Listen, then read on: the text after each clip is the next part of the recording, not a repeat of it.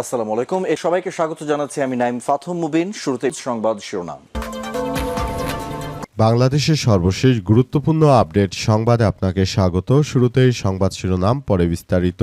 প্রথমেই জানাবো, জনগণ হাসিনাকে আগামীকালই দেশে আনতে চায় বলেন চিফ প্রসিকিউটর। আওয়ামী লীগ সভাপতি শেখ হাসিনাকে আগামীকালই দেশে আনতে চায় দেশের জনগণ, এমন মন্তব্য করেছেন আন্তর্জাতিক অপরাধ ট্রাইব্যুনালের চিফ প্রসিকিউটর আমিনুল ইসলাম। আজ রাজধানীর শিল্পকলা একাডেমিতে জুলাই সিটি শক্তি ফাউন্ডেশন আয়োজিত 2024-এর গণঅভ্যুত্থান বিষয়ক অডিও ভিজুয়াল প্রকাশনা সিরিজের উদ্বোধনী অনুষ্ঠানে তিনি এমন মন্তব্য করেছেন।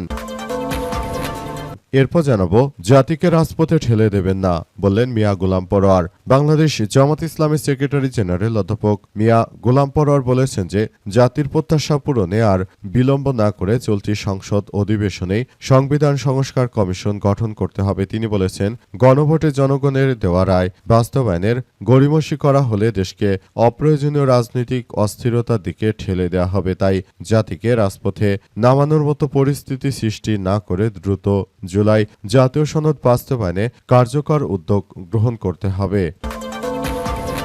এদিকে জুলাই নিয়ে সিনেমা বানান, রক্ত বিক্রি করে হলেও টাকা দেব বলেন তাজুল ইসলাম। আন্তর্জাতিক অপরাধ ট্রাইব্যুনালের সাবেক চিফ প্রসিকিউটর তাজুল ইসলাম বলেছেন যে রাষ্ট্র যদি জুলাই নিয়ে সিনেমা বানানোর জন্য ফান্ড না দেয় তাহলে আমি নিজের গাড়ি বিক্রি করে হলেও সেই ফান্ড দেব।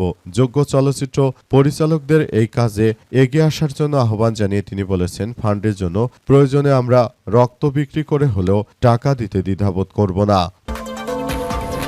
জানাবো, বাজেট বরাদ্দের আগে গোপালগঞ্জে যেত, এখন যাচ্ছে বগুড়ায় বললেন নাহিদ ইসলাম। আগে সরকার বাজেট বরাদ্দের আগে গোপালগঞ্জ গিয়ে বিভিন্ন কিছু করতে এখনের যিনি এসেছেন তিনি এখন যাচ্ছেন বগুড়ার শিবগঞ্জে। গণভোটের গণরায় বাস্তবায়ন, তিস্তা মহাপরিকল্পনা বাস্তবায়ন, সীমান্তে পুশিন বন্ধ এবং জনদুর্ভোগ নিরসনের দাবিতে 11 দলীয় ঐক্যের রংপুর বিভাগীয় সমাবেশে সব কথা জানান নাহিদ ইসলাম। এবং সর্বশেষ জানাবো, তাজউদ্দিনের অনুরোধও স্বাধীনতার ঘোষণা দেননি শেখ মুজিব বললেন স্পিকার। বাংলাদেশ জাতীয় সংসদের স্পিকার বীর মুক্তিযোদ্ধা মেজর অবসরপ্রাপ্ত হাফিজউদ্দিন আহমেদ বলেছেন যে 1971 সালে পাকিস্তান ভাঙার কোনো ইচ্ছা বা বিচ্ছিন্নতাবাদী হওয়ার বাসনা শেখ মুজিবুর রহমানের ছিল না। তাই 25শে মার্চ রাতে পাকিস্তানি বাহিনীর ক্র্যাকডাউনের আগে তাজউদ্দিন আহমেদের অনুরোধ সত্ত্বেও তিনি স্বাধীনতার ঘোষণা দেননি। আজ retired arm forces officers welfare association rava আয়োজিত দি ইস্ট বেঙ্গল রেজিমেন্ট ইতিহাস, ঐতিহ্য এবং বাংলাদেশের গণ অভ্যুত্থান শীর্ষক এক আলোচনা সভায় প্রধান অতিথির বক্তৃতায় তিনি এসব কথা জানান। প্রিয় দর্শক, এতক্ষণ শুনছিলেন সংবাদ শিরোনাম, এবারে বিস্তারিত। তবে তার আগে বন্ধুরা অনুরোধ থাকবে, এই সংবাদটিতে একটি লাইক দিন। এই চ্যানেলে আপনি নতুন হয়ে থাকলে আমাদের সংবাদটি দেখতে দেখতে চ্যানেলটি সাবস্ক্রাইব করে রাখুন। কমেন্ট করে বন্ধুরা আপনার মূল্যবান মতামত জানিয়ে দিন আপনি বিশ্বের কোন দেশ থেকে বা বাংলাদেশের কোন স্থান থেকে আমাদের সংবাদটি দেখছেন এবং শুনছেন। আর বন্ধুরা, সংবাদটি আপনার সোশ্যাল মিডিয়া ফেসবুকে শেয়ার করে বন্ধুদেরও দেখার সুযোগ করে দিন। আর বন্ধুরা, গাজা যুদ্ধে আপনি যদি নিরীহ ফিলিস্তিনিদের ভালোবেসে থাকেন, কমেন্টে ইয়েস লিখে পুরো বিশ্ববাসীকে আমাদের এই তাজা আপডেটটি দেখার সুযোগ করে দিন। এবারে বিস্তারিত।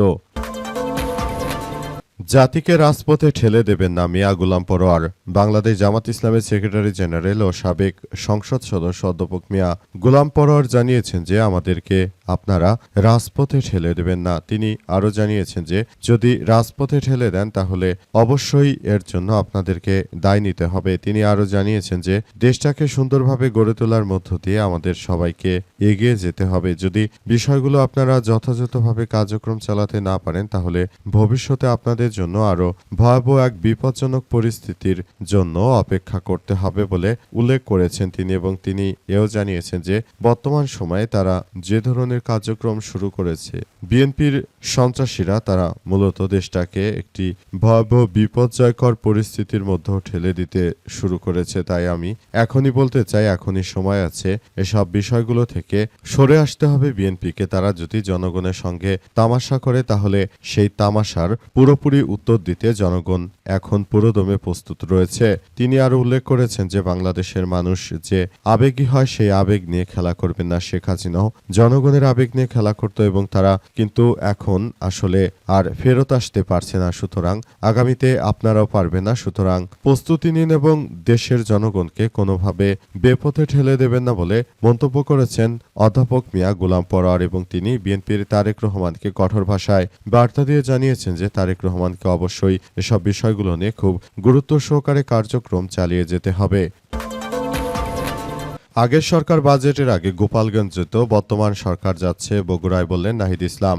জাতীয় নাগরিক পার্টি এনসিপির নেতা নাহিদ ইসলাম জানিয়েছেন যে আগের যিনি সরকার প্রধান ছিলেন তিনি বাজেট করার আগে তিনি বারবার গোপালগঞ্জ যেতেন এবং গোপালগঞ্জে সবকিছু করতেন, কিন্তু বর্তমান সরকারকে আমরা দেখতে পাচ্ছি যে তিনি গোপালগঞ্জ নয় বরং তিনি যাচ্ছেন বগুড়ায়, কারণ বগুড়ার সবকিছু লাগবে, আমাদের কোনো কিছু লাগবে না বলে জানান তিনি আরও জানিয়েছেন যে আমি বলতে চাই বিষয়গুলো আসলে সবার জন্য অত্যন্ত দুঃখজনক ব্যাপার। তিনি আরও জানিয়েছেন যে আমরা সবাইকে নিয়ে বলতে চাই যে সুন্দর ও সমৃদ্ধির একটি রাষ্ট্র কাঠামো গড়ে তুলব, কিন্তু আপনারা বারবার আমাদের যে ধরনের কার্যক্রমের মধ্য দিয়ে ঠেলে দিয়েছেন সেটা আমরা আসলে কোনোভাবেই বিশ্বাস করতে পারি না, কিন্তু আপনাদেরকে বিশ্বাস করে ক্ষমতায় বসিয়েছি, কিন্তু আপনারা যেভাবে আমাদের সঙ্গে এই সন্ত্রাসী কার্যক্রমগুলো চালাচ্ছেন সেটি আমরা কখনোই মেনে নেব না। পালিয়ে যা স্বৈরাচারের ফ্যাসিস্টরাও একই কায়দায় দেশের জনগণের সঙ্গে প্রতারণা করত বলে জানান তিনি। তাই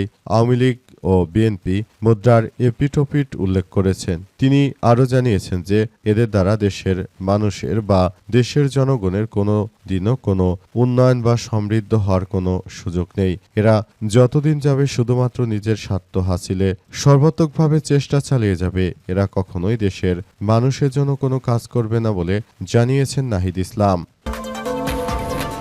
জনগণ হাসিনাকে আগামীকালই দেশে আনতে চায় বলেন চিফ প্রসিকিউটর। আওয়ামী লীগের সভাপতি শেখ হাসিনাকে আগামীকালই দেশে আনতে চায় দেশের জনগণ, এমন মন্তব্য করেছেন আন্তর্জাতিক অপরাধ ট্রাইব্যুনালের চিফ প্রসিকিউটর আমিনুল ইসলাম। আজ রাজধানীর শিল্পকলা একাডেমিতে জুলাই শহীদ স্মৃতি ফাউন্ডেশন আয়োজিত 2024-এর গণ অভ্যুত্থান বিষয়ক অডিও রেজুলেশন প্রকাশনা সিরিজের উদ্বোধনী অনুষ্ঠানে তিনি এমন মন্তব্য করেছেন।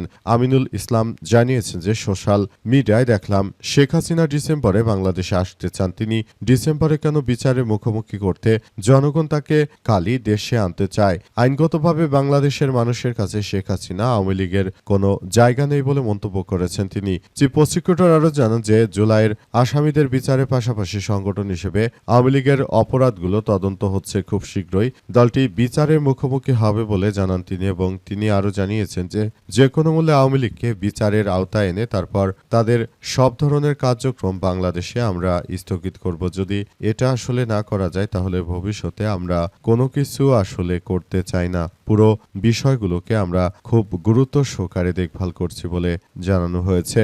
নতুন করে বিষয়গুলো নিয়ে আমরা খুব বেশি সতর্কতার সহিত আসলে কার্যক্রম চালিয়ে যাচ্ছি। আমরা পুরো বিষয়গুলো নিয়ে সবাই একসঙ্গে মিলেমিশে থাকতে চাই। আমরা বিষয়গুলো নিয়ে আরো বেশি সচেতন রয়েছে। আওয়ামী দুর্বৃত্তদের বিরুদ্ধে আমাদের সব থেকে অগ্রযাত্রার যে ভূমিকা রয়েছে সেটিকে অবশ্যই আমাদের দেখভাল করতে হবে বলে উল্লেখ করা হয়েছে। নতুন করে বিষয়গুলো নিয়ে আমরা খুব বেশি সতর্কতার সহিত কার্যক্রম চালিয়ে যেতে চাই এবং আমরা প্রতিটি বিষয়গুলোকে খুব গুরুত্ব সহকারে আমরা দেখভাল করার মধ্য দিয়ে এগিয়ে যেতে চাই বলে উল্লেখ করা হয়েছে। জুলাই নিয়ে সিনেমা বানান, রক্ত বিক্রি করে হলেও টাকা দেব বললেন তাজুল ইসলাম। আন্তর্জাতিক অপরাধ ট্রাইব্যুনালের সাবেক চিফ প্রসিকিউটর তাজুল ইসলাম বলেছেন যে রাষ্ট্র যদি জুলাই নিয়ে সিনেমা বানানোর জন্য ফান্ড না দেয় তাহলে আমি নিজেই গাড়ি বিক্রি করে হলেও সেই ফান্ড দেব। যোগ্য চলচ্চিত্র পরিচালকদের এই কাজে এগিয়ে আসার আহ্বান জানিয়ে তিনি বলেছেন যে ফান্ডের জন্য প্রয়োজনে আমি আমার রক্ত বিক্রি করে দিতে দ্বিধা করব না। শনিবার জুলাই শহীদ স্মৃতি ফাউন্ডেশনের বিশেষ অডিও রিভিজুয়ালেশন প্রকাশনা অনুষ্ঠানে তিনি এসব কথা জানান। তাজুল ইসলাম বলেছেন যে ফ্যাসিস্টদের সহযোগী যারা জুলাই বিপ্লবকে জঙ্গি কর্মকাণ্ড বা সিডিআই বলে মিথ্যাচার প্রচারণার চেষ্টা করছে তাদের বিরুদ্ধে রুখে দিতে সবাইকে ইতিহাসের চলচ্চিত্র নির্মাণ খুবই জরুরি। তিনি জোর দিয়ে বলেছেন ইতিহাসের এই বীরত্বগাথাকে অমর করে রাখতে এবং শহীদদের রক্তের ঋণ শোধ করতে জুলাইয়ের উপর ভিত্তি করে মানসম্মত সিনেমা নির্মাণ করা প্রয়োজন। জুলাই বিপ্লবকে একটি মহাকাব্যিক বিপ্লব বা অসম মহাযুদ্ধ হিসেবে অভিহিত করে তিনি বলেছেন, এক পক্ষ অস্ত্র, অন্য পক্ষ বুককে ঢাল হিসেবে ব্যবহার করে তারা যেভাবে কার্যক্রম চালাচ্ছে। তিনি হাসপাতালে আহতদের ভয়াবহ অবস্থার কথা তুলে ধরেছেন। তৎকালীন স্বৈরাচারের নির্দেশে নো রিলিজ নো ট্রিটমেন্ট নীতি অনুসরণ করা হয়েছিল, যার ফলে আহতদের অস্ত্রোপচার করা হয়নি এবং ড্রেসিংয়ের সময় অ্যানথেসিয়া পর্যন্ত দেয়া হয়নি। সুতরাং আমরা দেখেছি আমাদের কিভাবে অত্যাচার করা হয়েছে। এই দিনটি আমরা ভুলে যাইনি। আমরা আওয়ামী দুর্বৃত্তদের দুঃশাসনের বিরুদ্ধে মাঠে কথা বলছি, আমরা কাজ করছি, কিন্তু তারপরেও আমাদের বিরুদ্ধে নানাভাবে অত্যাচার করলেও আমরা কখনো পিছপা হইনি। দেশের জনগণকে আমরা ভালো একটি অবস্থানে নেব সেই প্রত্যাশা আমাদের বলে জানান তাজুল ইসলাম।